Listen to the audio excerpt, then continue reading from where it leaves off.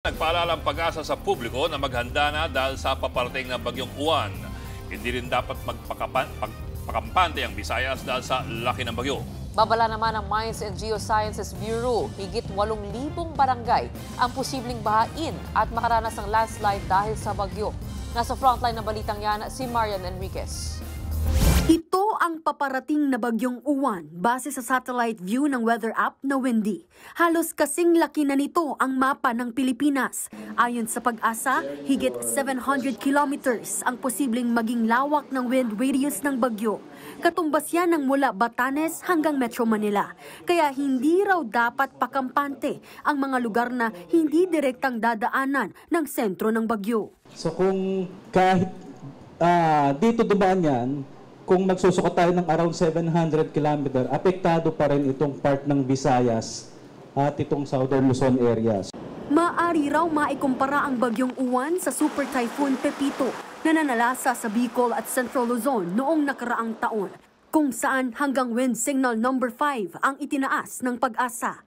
Kapag nasa signal number 5 ang isang lugar, asahan ang lakas ng hanging aabot sa 185 kilometers per hour o higit sa loob ng 12 oras. Posible yang makasira ng mga bahay o gusali na gawa sa light to average construction.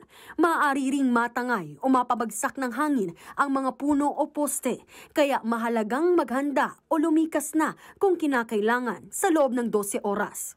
Ngayong gabi nga, nasa signal number 1 na ang Bicol Region at Eastern Visayas, southeastern portion ng Quezon, Masbate, Romblon, Dinagat Islands, Surigao del Norte, hilagang parte ng Negros Occidental, Cebu at Bohol, pati na sa northeastern portion ng Capiz at Iloilo. May 36 hours para maghanda ang mga nakatira sa mga nasabing lugar.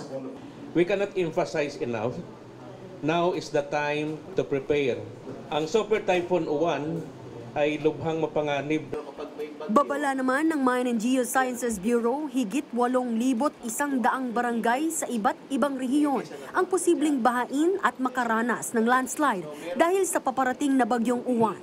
Kaya mainam na iwasan ang mga lugar kung saan may panganib ng baha, landslide at storm surge.